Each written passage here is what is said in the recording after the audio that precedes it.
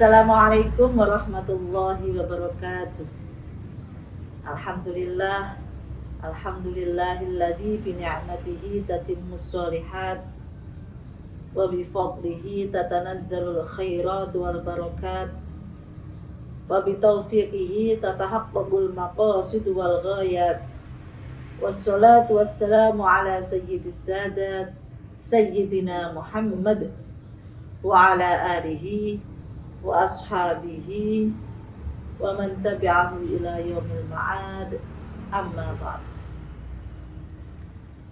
Hadratal muhtaramin wal muhtaramat, para ulama, para bunyai, para kiai, wabil khusus Ibu Nyai Hajjah Maftuhah Minan, Ketua Umum CMIH Pusat yang saya muliakan, para ibu-ibu hamilat Al-Quran, pengurus dan anggota CMIH dimanapun berada, juga para pemirsa sekalian yang berbahagia. Pada kesempatan kali ini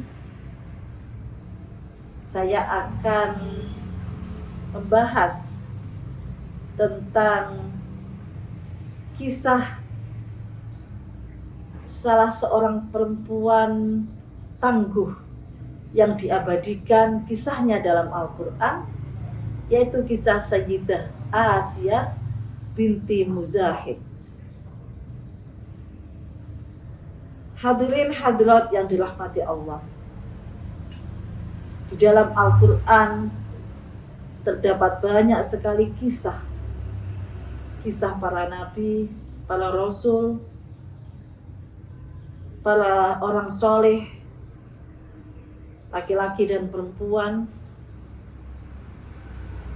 Kita akan banyak menemukan kisah-kisah tersebut, kisah inspiratif yang dapat kita pelajari, kita ambil hikmahnya, dan untuk memotivasi kita di dalam menjalani kehidupan sehari-hari. Salah satu dari kisah inspiratif tersebut adalah kisah Sayyidah Asiyah binti Muzahib. Beliau ini adalah istri dari Raja Fir'aun. Kita tahu semua, Raja Fir'aun adalah raja yang sangat-sangat jahat, sangat bengis. Dan bahkan dia itu mengaku sebagai Tuhan. A'udzubillah min dzalik. Raja Fir'aun mempunyai istri yang bernama Sayyidah Asiyah. Ini beliau perempuan yang luar biasa, perempuan tangguh, perempuan yang punya prinsip, perempuan yang tidak goyah keimanannya meskipun mendapatkan banyak tentangan, bahkan disiksa oleh Fir'aun. Kisah Sayyidah Asiyah yang diabadikan di dalam Al-Quran dimulai ketika saat itu beliau menemukan Nabi Musa bayinya Nabi Musa yang saat itu sedang ditaruh di kotak oleh ibunya dan dialirkan di Sungai Nil. Kenapa? Karena pada saat itu Fir'aun mempunyai kebijakan dan memerintahkan pada anak buahnya untuk membunuh seluruh bayi laki-laki Bani Israel yang dilahirkan pada masa itu. Karena Fir'aun bermimpi bahwa dia akan dikalahkan oleh seorang laki-laki Bani Israel. Nah, karena ada ancaman tersebut, lalu ketika Nabi Musa dilahirkan, ibunya menaruh Nabi Musa di dalam kotak dan mengalirkannya di Sungai Nil. Dan saat itulah atas kehendak Allah Subhanahu wa taala, Sayyidah Asia menemukan kotak tersebut lalu membawanya pulang. Dan ketika dibuka ternyata seorang bayi kecil, yaitu Nabi Musa kecil. Ketika melihat bayi tersebut, Sayyidah Asia itu langsung senang dan sangat menginginkan untuk mengadopsi bayi tersebut. Dalam pernikahannya dengan Fir'aun memang Sayyidah Asia tidak dikaruniai putra maupun putri. Nah, saat itu Fir'aun sempat menunjukkan ketidaksetujuannya atas inisiatif dari Sayyidah Asia untuk mengadopsi Fir'aun, untuk mengadopsi Nabi Musa kecil. Ya, bayi Nabi Musa itu untuk diadopsi menjadi anak mereka. Fir'aun sempat tidak setuju.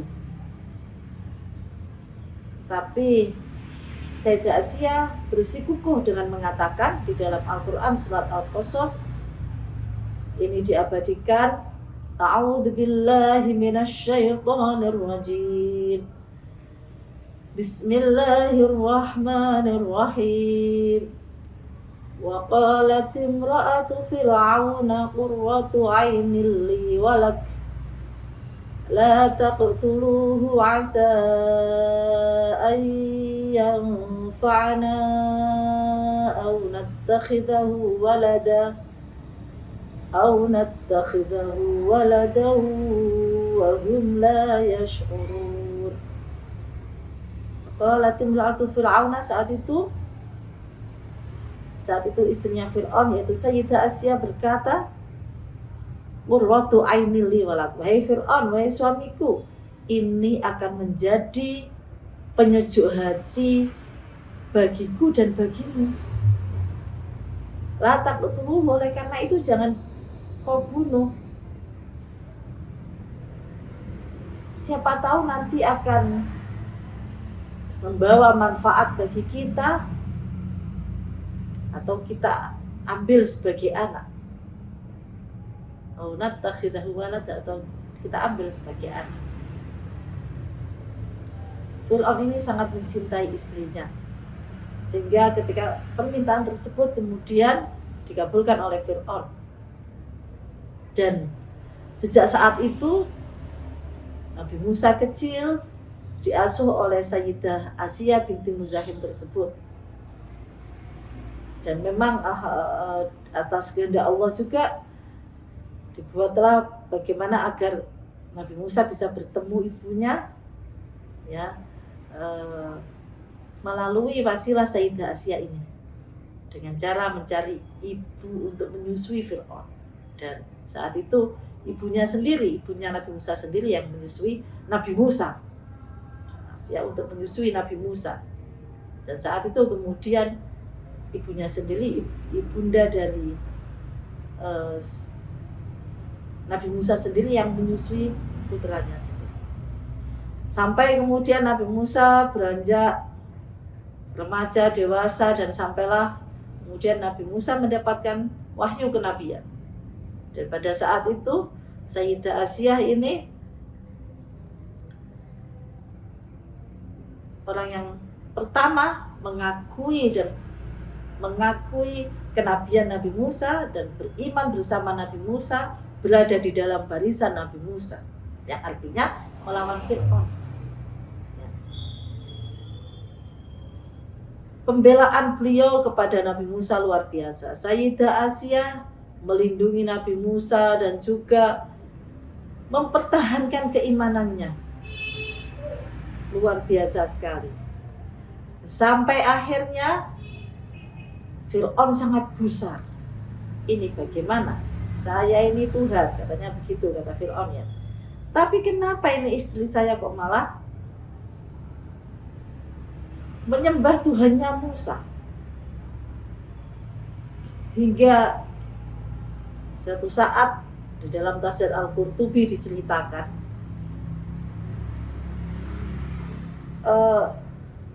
Fir'aun ini menyuruh orang gitu ya untuk membunuh Sayyidah Asiyah karena dia itu malah menyembah. Fir'aun marah-marah ya, ini Asiyah, ini istriku itu malah menyembah Tuhan selain aku, udah kamu bunuh saja. Nah saat itu sebelum dihabisi ini Sayyidah Asiyah disiksa. Pada saat disiksa itulah Sayyidah Asiyah berdoa kepada Allah, yang doanya ini diabadikan di dalam surat At-Tahrim ayat 11. A'udzu billahi minasy syaithanir rajim. Bismillahirrahmanirrahim. وَضَرَبَ اللَّهُ مَثَلًا لِلَّذِينَ آمَنُوا امْرَأَتَ فِرْعَوْنَ إِذْ قَالَتْ رَبِّ ابْنِ لِي عِندَكَ بَيْتًا فِي الْجَنَّةِ وَنَجِّنِي مِنْ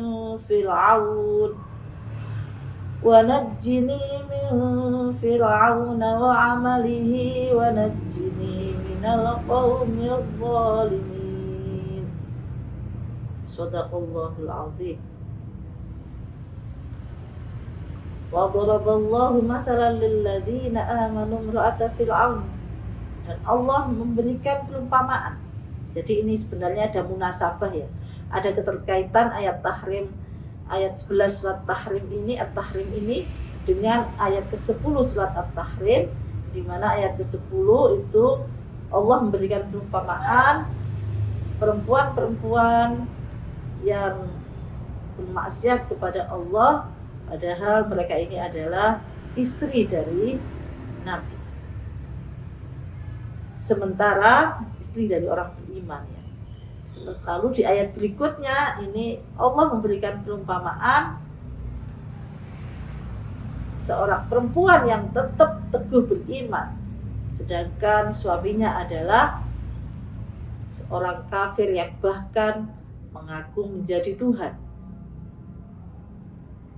Nah ini perumpamaan ini kan untuk saat itu konteksnya, kalau menurut Al-Qurtubi ya di dalam tafsirnya, konteksnya adalah untuk menunjukkan saat itu kepada dua istri Nabi, Sayyidah Aisyah dan Hafsah, ketika ya untuk menyemangati mereka. Nah, ini perumpamaan ini ya ditunjukkan oleh Allah di dalam Al-Qur'an. Idz qalat. Nah, kenapa sampai ini ada di situ diabadikan? Ini kita diingatkan, ingatlah ketika saat itu Sayyidah Asiyah itu berdoa pada saat disiksa. Berdoa, doanya itu apa? Doanya itu luar biasa.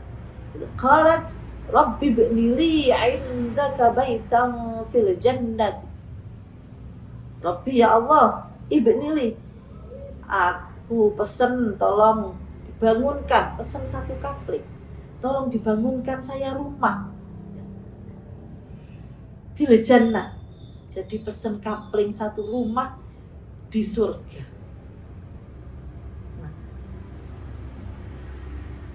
Sebagian mufassir mengatakan saat Sayyidah Asiyah ini berdoa ibni li 'indaka baitan fil jannah,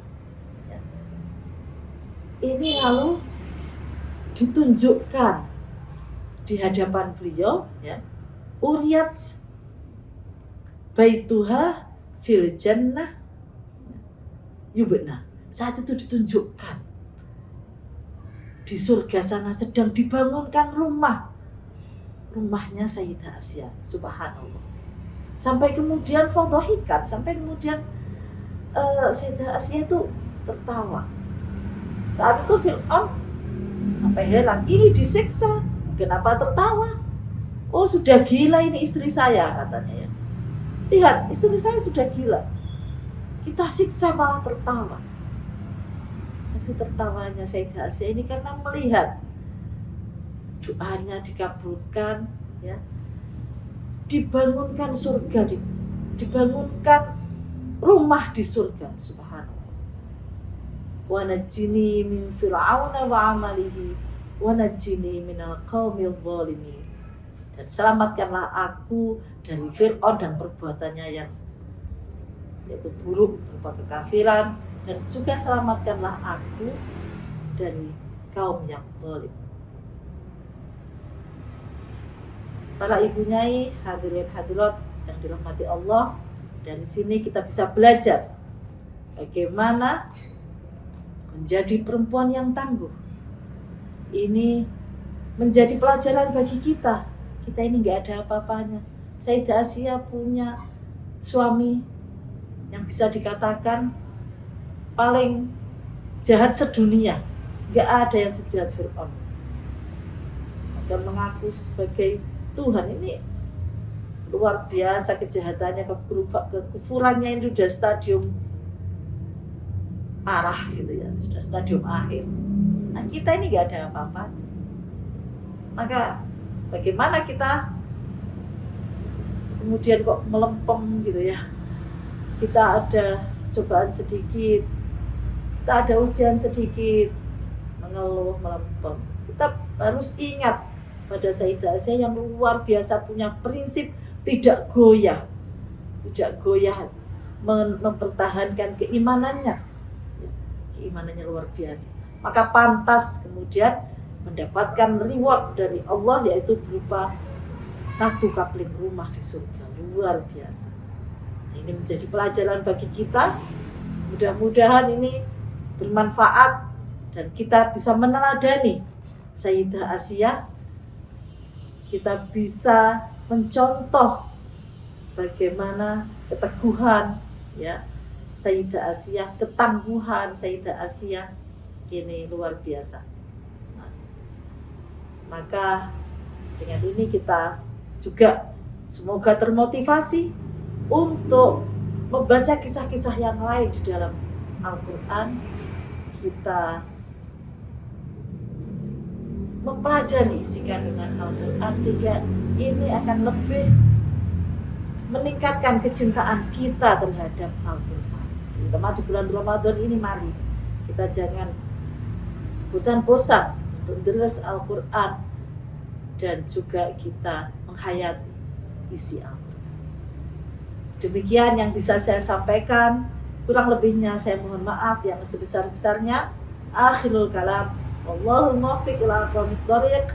Wassalamualaikum warahmatullahi wabarakatuh.